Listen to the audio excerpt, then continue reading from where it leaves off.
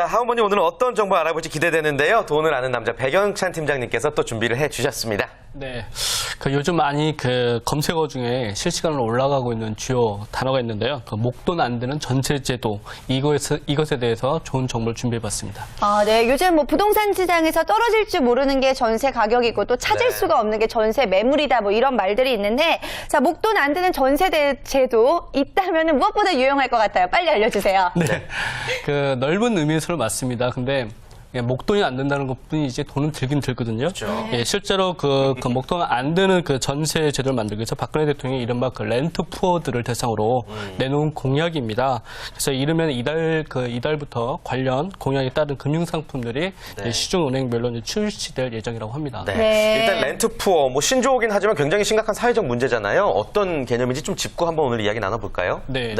아마 주변에 많이 찾아보실 수 있을 것 같은데요. 아마 하우스 푸어는 많이 들어보셨을 것 같습니다. 그래서 이 렌트 푸어는 이제 급등하는 전세값을 감당할 수가 없는 거죠. 이제 소득에 대비해서 이자로 나가는 부분들이 크기 때문에 지출을 감당할 수가 없어서 어떤 저축 여력도 없어지고요. 그다음에 여유 없이 사는 사람들을 보통 얘기를 합니다. 집을 가지고 있음에도 불구하고 이제 대출 이자 등이 나가는 것으로 인해서 실질 소득이 이제 줄어들게 되는 거죠. 그래서 이렇게 빈곤하게 사는 사람들, 그래서 하우스 푸어의 전세판이라고 생각하시면 될 것 같습니다. 좋은 것도 아닌데 전세판까지 나왔는지 모르겠는데 전세값 급등이 정말 사회적으로 큰 문제를 야기시키는 것 같아요. 네, 맞습니다. 사회 문제 얘기하면 할 말이 참 많은데요. 일단 2010년 이후로 전세값이 상당히 이제 급등을 했습니다. 그래서 심지어는 전세 난민이다. 그러니까 전셋집을 구하지 못해가지고 떠돌아다니는 그런 분들이 많이 발생했다라고 하고요. 또한 이제 집주인 같은 경우는 이제 전세값을 이제 올려야 되는데 그것을 세입자가 이제 감당을 못하니까 그 전세값 상승분을 이제 월세로 돌리는 반전세 이런 것들이 좀 현상적으로 좀 나타났었고, 그 다음에 이제 비싼 전세값 때문에 이제 구하지를 못하니까 아예 이제 부모님 댁에 얹혀 사는 신캥거루족들도 많이 생겨났다고 합니다. 좀 우울한 얘기지만 현상인 만큼 좀 씁쓸하죠. 네. 자, 아무튼 이런 분들을 위해서 나라가 내놓은 정책은 어떤 건지 자세한 이야기를 들어보도록 하겠습니다. 목돈 안 드는 전세 제도 한번 이야기 시작해 볼까요? 네, 크게 이제 두 가지로 말씀을 드릴 수 있을 것 같은데요. 집주인 담보대출 방식과 그다음에 임차보증금 반환 청구권 양도 방식 두 가지로 나눌 수가 있겠습니다. 일단 이런 것들을 할 수 있는 이제 조건이 좀 있는데요. 부부 합산 연소득 6천만 원 이하가 되셔야 되고요.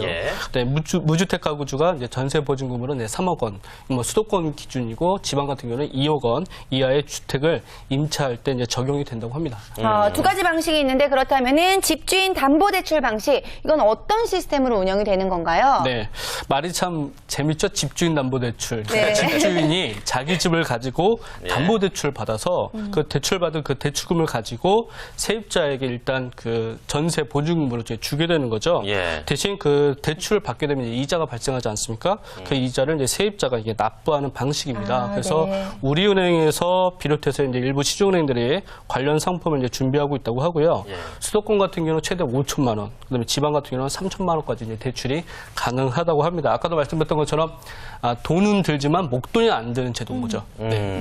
근데 이게 사실 대출을 누가 받느냐가 바뀐 거잖아요. 그래서 처음에 이 제도가 얘기가 나왔을 때 말이 돼? 집주인들이 이걸 과연 할까? 이런 얘기 많이 나왔거든요. 집주인 입장에서도 해야 될 그런 메리트가 있는 겁니까? 네, 사실 이제 딱 이름만 들어도 안 할 것 같죠. 저라도 이제 안 할 것 같습니다. 그래서 정부 차원에서 여러 가지 이제 세제 혜택을 좀 줬고, 그다음에 금리 혜택들을 좀 줬는데요. 순차적으로 말씀을 드리면 세입자 같은 경우는 주택담보대출 금리가 보통 이제 4%, 그러니까 일반적으로 우리가 전세자금 대출을 받으면 금리가 6%에서 7% 정도가 돼요. 근데 이제 금리가 상대적으로 낮기 때문에 유인할 수 있는 어떤 효과들이 좀 생기는 거고요.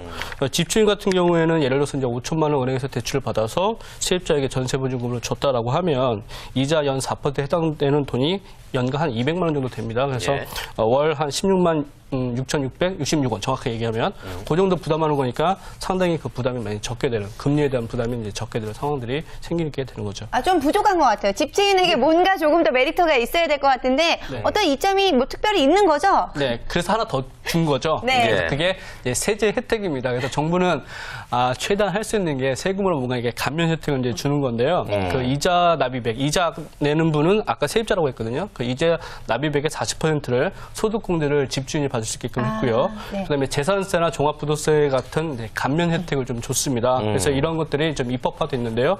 소득세법과 지방세 특례 제한법에 관련 법들이 이제 임시국회에서 처리가 됐다라는 사실을 좀 알려드리고 싶습니다. 그렇군요. 아무튼 뭐 세입자 입장에서는 조금 더 저렴한 금리로 집을 얻을 수 있고, 물론 대출 한도는 이제 5천만 원이라는 거 여러분들 명심하셔야 되고, 임대인 입장에서는 본인 집 담보로 전세를 주고 각종 세제 혜택을 얻는다는 게 이 제도의 가장 큰 메리트인 것 같습니다. 네. 근데 세제 혜택이 얼마나 큰 건지는 모르겠지만 사실 조금 그래도 좀 의심하시는 분들이 있긴 있어요. 그렇죠. 많은 분들이 아리송해합니다. 네, 사실은. 네. 그래서 그 집주인들이 이제 세제 혜택을 받기 위해서 자신의 집을 담보로 맡긴다는 것 자체가 좀 현실적으로 좀 어려운 부분들이 있는데 이게 얼마만큼 활발하게 이용될지 사실은 많은 분들이 좀 두고 보자 이렇게 의견을 좀 제시하는 분들이 있으시고요. 이런 측면에서 생각해 보시면 좋을 것 같습니다. 이제 상황이 됐기 때문에 좀 매우 어려운 상황이에요. 전세를 구하는 매우 어려운 상황 속에서 하나의 가능성이 열렸다 정도에서 아마 판단하시면 마음이 좀 편하시지 않을까 그렇군요. 그런 생각이 좀 듭니다. 네, 좋습니다. 첫 번째로 집주인 담보대출에 대해서 알아봤는데, 자, 그렇다면 두 번째 방법이 임차 보증금 반환 청구 양도 방식. 이거 굉장히 이름이 깁니다. 이거 어떤 방식인가요? 저는 이거 발음하기 틀 줄 알았어요. 근데 정말 길고 좀 어렵죠. 그래서 의미가 잘 전달되지 않을 수가 있을 것 같은데요. 임차 보증금 반환 청구 양도 방식이라고 하는 거는 보통 우리가 전세를 들어가게 되면 세입자가 보증금을 맡기고 들어가지 않습니까? 그 나중에 그 만기가 끝나면 임차 만기가 끝나면 보증금을 돌려받게 돼 있잖아요.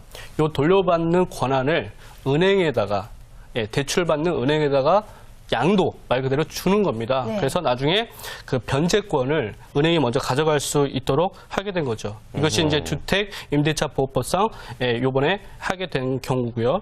그래서 이렇게 되다 보니까 전세 대출에 대한 어떤 담보력들이 은행 입장에서 이제 강화가 되니까 대출 금리를 실제 6% 7%보다 좀 더 낮춰서 한 4%대 정도에서 인하 효과가 생기면서 세입자에게 전세 대출을 해줄 수 있는 요인들이 유인 요소들이 좀 생기게 되는 거죠. 네. 아무튼 이 부동산 시장에서 전세는 정말 뜨거운 감자가 됐는데 임대인과 임차인 모두를 만족시켜주는 방법은 사실상 찾기는 힘들 것 같습니다. 그러나 여러 가지 또 제도들이 나오고 있으니까요. 여러분들 많이 활용을 하시고 또 안테나를 넓게 세우셔야 될 것 같습니다. 네. 자, 목돈 안 드는 전세에 대해서 전반적인 정보 전해주셨는데요. 또 유의할 점 어떤 게 있을까요?